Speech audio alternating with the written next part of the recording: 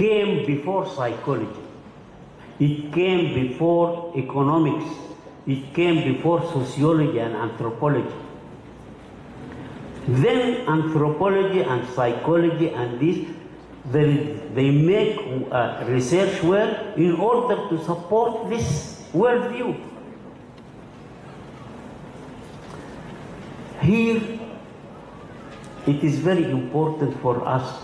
This should give us the ability, whatever we read in Western psychology, we want to know from where did it come? All these theories. Is man a machine only, as behaviorists would say? What will happen to your car when it becomes, gives you trouble? You buy new tires,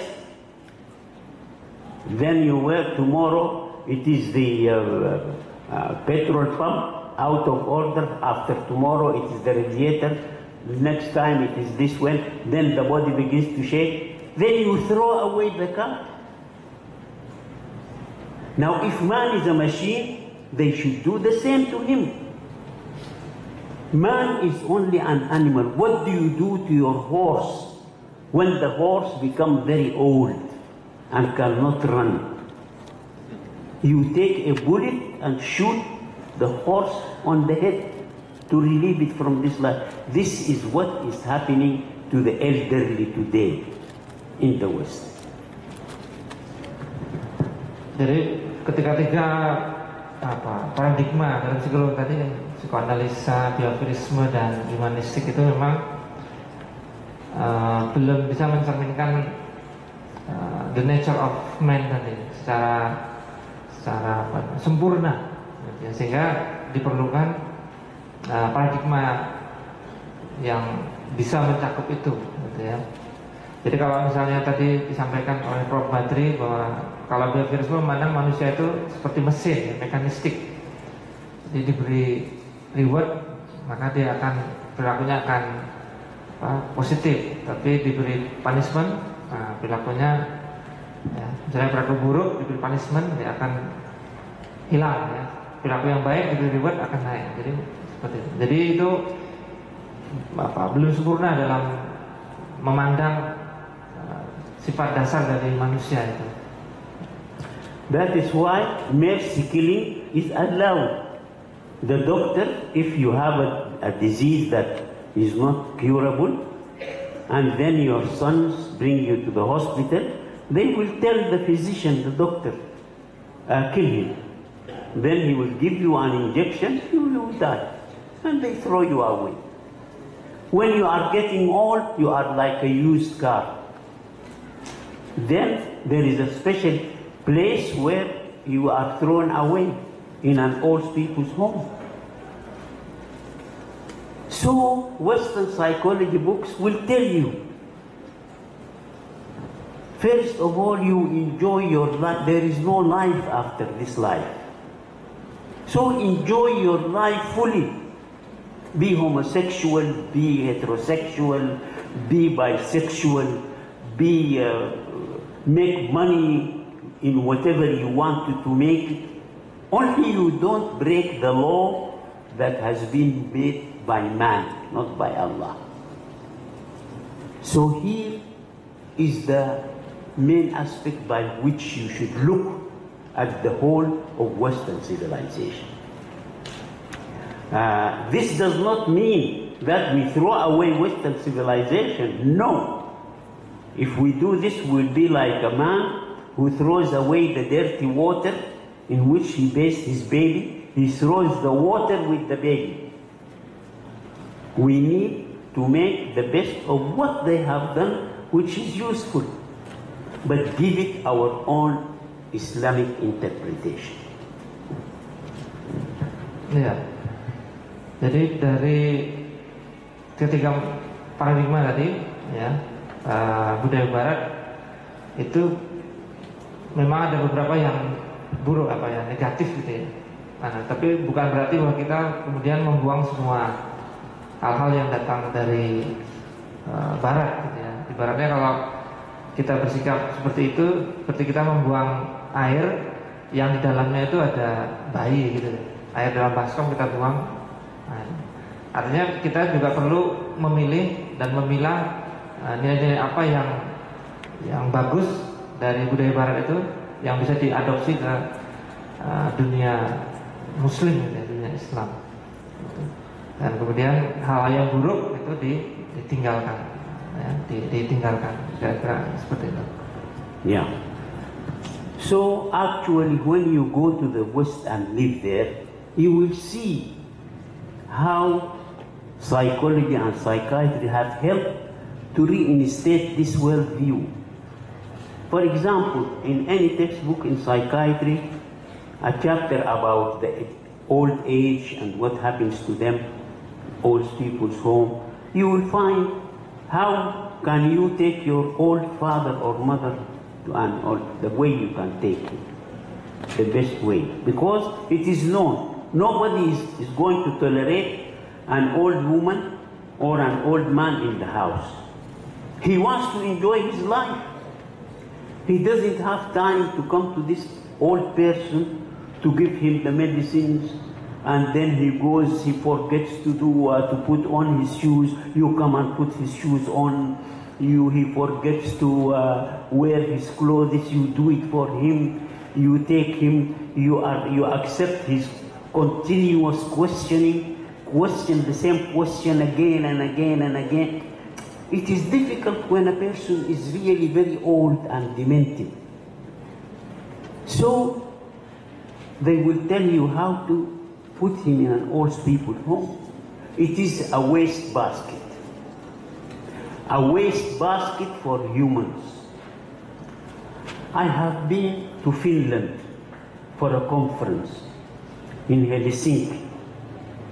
And then I said, since I am in Helsinki, I better visit the best psychiatric hospital and learn what they are doing.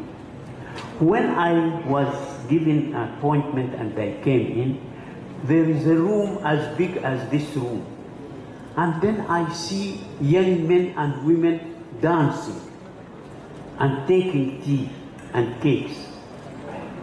And the director of the hospital is sitting up there, and he takes one person to see. But on the sides of the walls, there were very old people or people who have been schizophrenic and mad, and now they are okay.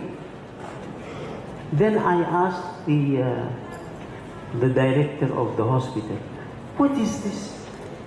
He said to me, this is a bribe. You know what a bribe is? It is only a bribe. Ya, jadi dalam dunia psikologi, terutama yang dipengaruhi oleh paradigma Barat tadi, memang ada banyak ketimpangan, ya, di mana banyak nilai-nilai yang semestinya tidak dilakukan justru didorong. Ya, misalnya tadi salah satunya Prof. Brady mengatakan, kalau kamu ingin jadi seorang homoseksual, jadilah homoseksual yang baik. Itu kira-kira seperti itu, ya. Sepanjang kamu menjadi homoseksual itu tidak merugikan orang lain, dan itu kan bertentangan, ya, dengan nilai-nilai Islam. Dan beberapa tadi dicontohkan, misalnya kalau di Barat, kalau orang yang sudah tua itu malah, misalnya saya punya orang tua sudah tua, itu malah disarankan oleh psikolognya untuk dikirim ke panti jompo, gitu. Jadi artinya nilai-nilai kemanusiaan itu tidak terlalu ditekankan, gitu. Nah, tidak terlalu ditekankan. Karena tadi pandangan worldview-nya tadi yang bahwa manusia itu mekanistik, manusia itu didorong oleh libido, gitu ya. Manusia itu harus mengaktualisasikan potensinya, ya, dengan cara apapun, gitu ya. Yeah. And he said to me, it is a bribe. A bribe to whom? He said, a bribe to these young men and women. Look at the walls down there. What do you see? I see people on wheelchairs, very old people. I see young people who were mad and they became better, looking for their.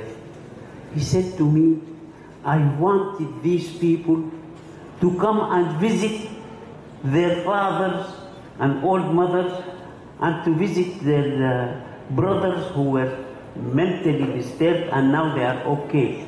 Come and see them. Take them home for a day or so. I wrote letters to them. They don't come.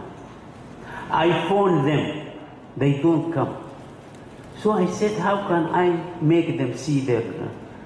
I sent each one of them a card. You are invited by the hospital for a tea party on such and such a day. Please come and bring your boyfriend or girlfriend. They all came. And they are dancing now.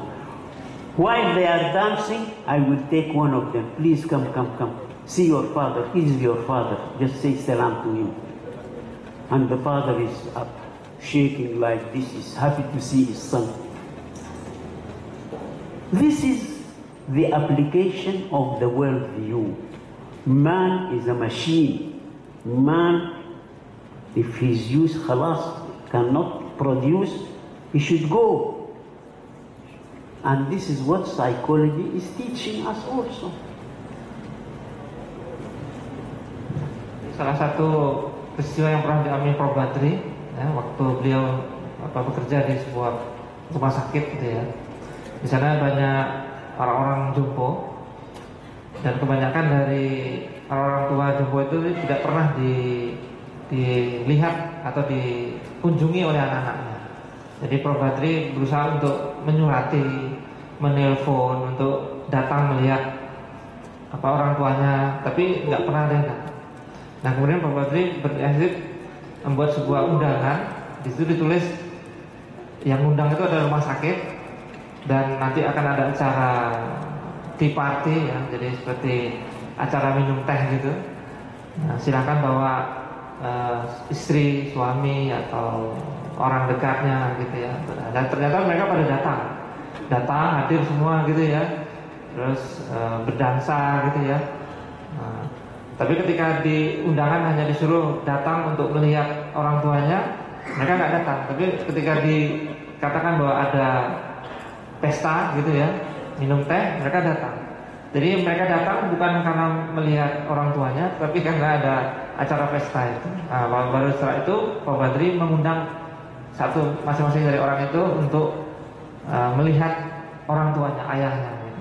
Nah, di sini kata Prof. Badri, di Barat itu karena worldview-nya dari manusia dipandang sebagai mesin. Jadi kalau orang yang mesin itu kalau sudah tidak berguna lagi, maka harus disimpan di gudang gitu, atau disingkirkan gitu. Jadi kebanyakan karena worldview-nya seperti itu, jadi kalau di Barat orang-orang jompo cenderungnya terus tadi disisihkan gitu. Nah, jadi kehilangan nilai kemanusiaannya gitu.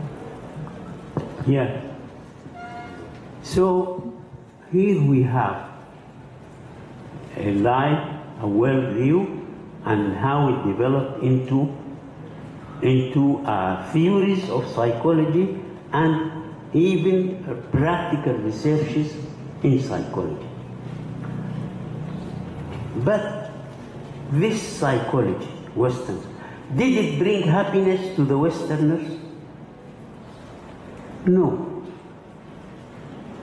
The graph for drug addiction, the graph for alcoholism, the graph for rape of women, the graph for stealing, the graph for is rising like the side of a mountain. It's going up, and people are unhappy. They are beginning to write about this. Wise Western psychologists are talking about this. One of them wrote a very good book called Against Therapy. And he says, we are enjoying the best materialistic life that man has ever known. But we are unhappy, we are afraid, we are tense. With every, you open a textbook in the 80s or 70s, Then they tell you in the US there are 7 or 8 million people who are psychologically disturbed. The new edition of the book after 2 years, 10 million. The new edition, 13 million. It's going up. And then every time some people have psychological tensions of some form, then psychiatrists are quick to invent a name for their trouble, and the drug companies make drugs to relieve this. There is no end to it. Man without a relationship with Allah will never be happy. As he grows older, birthday parties remind him of going into nothingness. The enjoyable exercise he used to do become a doctor's prescription. You will have to walk, you will have to do. The food that he used to devour and enjoy, now he only eats vegetables and ugly things to keep healthy. Life is going to end soon for people. Man cannot worship man and worship his pleasures. He is bound to become unhappy. Jadi kalau kita melihat keadaan saat ini di Barat, menurut Prof. Badri, psikologi Barat itu sendiri tidak bisa membuat masyarakat Barat itu menjadi masyarakat yang bahagia, ya. Karena ini indikasinya terlihat dari semakin meningkatnya kasus-kasus, ya, misalnya penyalahgunaan nafsa, ya, kriminalitas, depresi, perceraian itu di Barat itu semakin lama semakin meningkat. Nah, ini artinya bahwa ilmu psikologi yang dikembangkan di Barat sendiri tidak bisa menjadi obat bagi problem itu. Ya. Kemudian Prof. Badri tadi menegaskan bahwa manusia yang tidak mengembangkan hubungan spiritualnya dengan Allah itu tidak akan pernah bahagia.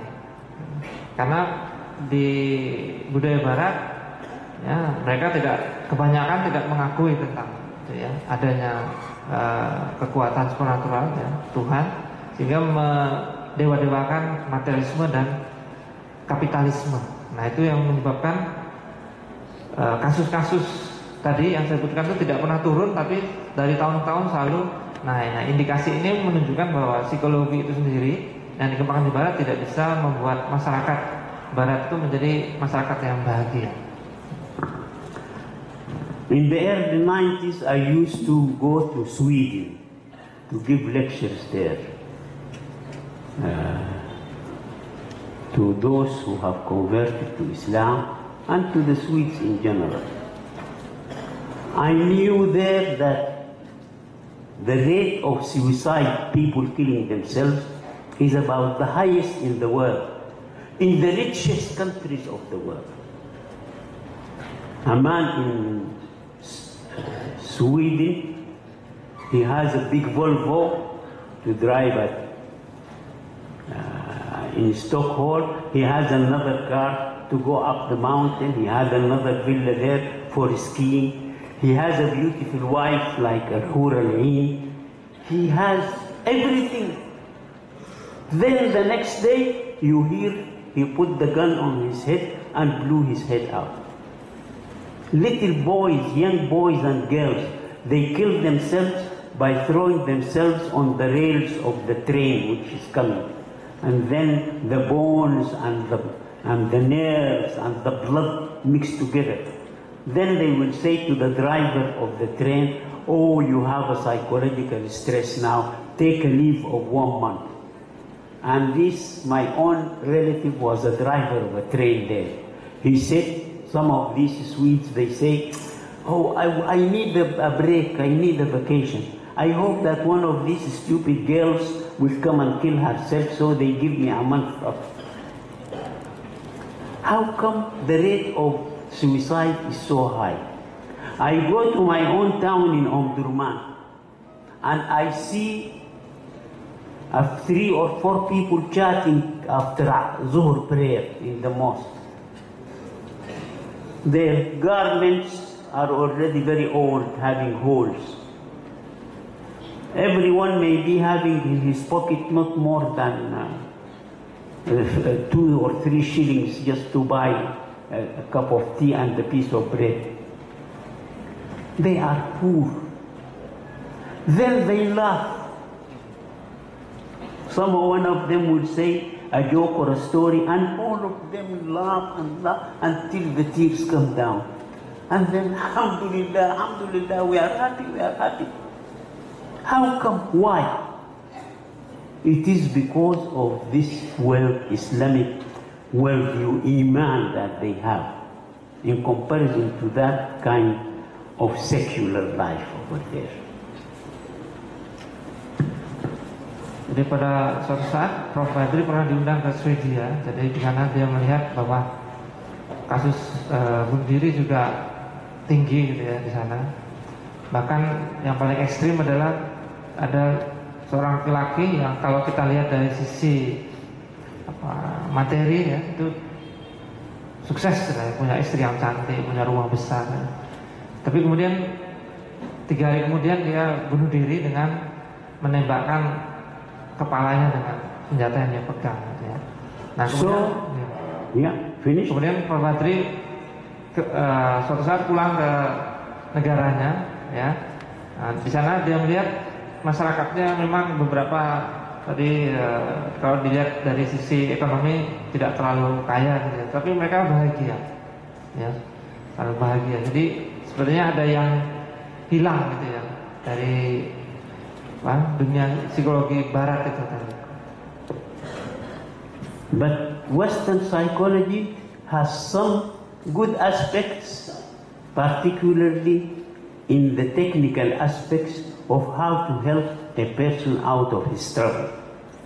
It has good aspects in coming up with drugs that can help those who have a low mood, who have depression. They take antidepressants. They help them.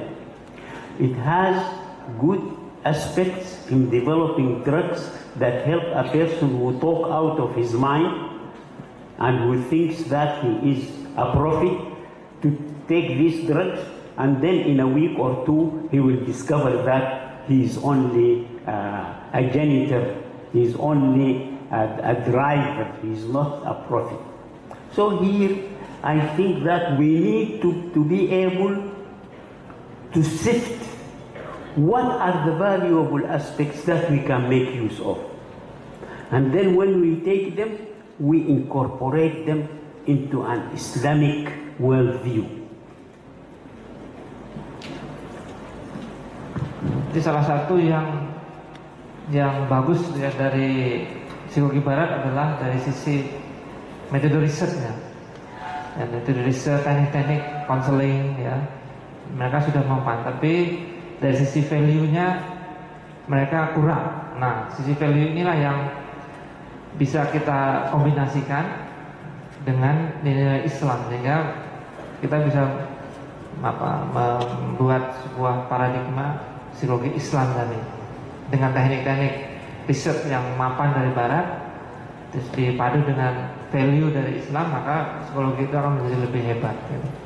And when we find these good aspects, other than the medical aspects of drugs and otherwise, if we take the psychological, we will find a number of what is being found to be useful in the West today has already been contributed by our early Muslim scholars.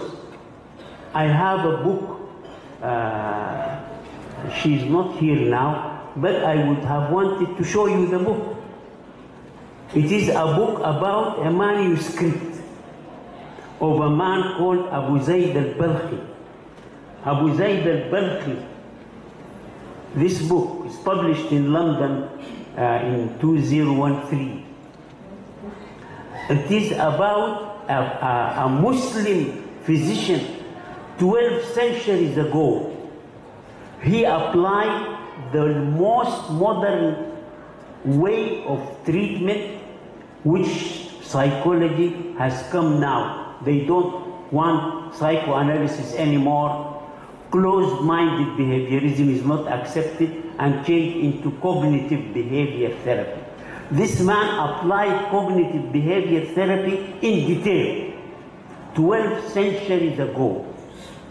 His name is Abu Zayd al-Balkhi. One psychologist from Norway read this little book and he said to me, this will change the history of psychology. And he translated the whole book into Norwegian. Hal yang mengejutkan adalah ternyata saudara-saudara Muslim ya, di masa lalu itu sudah mempraktekkan cara-cara terbaik gitu ya. Salah satunya tadi yang buku yang Prof tadi tunjukkan tadi itu seorang scholar Muslim ya, Abu Zayd al-Balkhi. Abu Zayd al-Bakhri ya. Ternyata dia pada masa itu sebelum lahirnya psikoanalisa dan sebagainya dia sudah menerapkan. Artinya bahwa metode-metode yang mapan di barat itu bisa jadi diperoleh dari perkembangan dunia Islam di masa lalu yang waktu itu mapan yang mempengaruhi dunia. Nah, sehingga kita perlu untuk melihat sejarah itu dari perkembangan Islam gitu ya, di abad-abad cemerlangnya Islam. This manuscript for centuries has been in the Hagia Sophia Library in Turkey. Nobody came to look at it until one professor from Iran came and found it. No, first it was somebody in Germany who found it and wrote about it. Then it was published in a book as such in its Arabic form. Then I found it. I read it. I did not believe my eyes. All what is Aaron Beck and these people are saying now have already been said by al-Balkhi in detail. If we Muslims went and looked into the works of our old Muslim scholars, Al-Ghazali, Ibn Qayyim, if we go to look at their works, we will have discovered cognitive behavior therapy before the West. The West for 70 years, the West was following Freud. Then they said Freud is useless. Then they followed Watson and Skinner. Now, if we came with it, our early Muslim scholars, when you read their works, they have actually given the modern world. I will tell you something, a secret. I, in my own treatment of my patients, have learned a lot from this man. I am using some of his techniques in treating my own patients. A man who lived 12 centuries ago is teaching a psychologist who is living now how to help and treat patients. Beberapa sarjana Muslim seperti Al-Ghazali juga kalau kita baca buku-bukunya juga di dalamnya terdapat teknik-teknik yang menjadi dasar teknik CBT tadi, cognitive behavioral therapy, yang mungkin kita sebagai orang Muslim terlupa untuk